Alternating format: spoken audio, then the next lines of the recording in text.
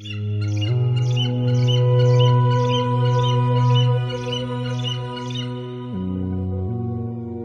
असं एकटंच इतक्या उंचीवर जाऊन खाली पाहिल्याशिवाय अमिबासारखी वाढलेली ही आकारहीन शहरं आपल्याला दिसूच शकत नाहीत.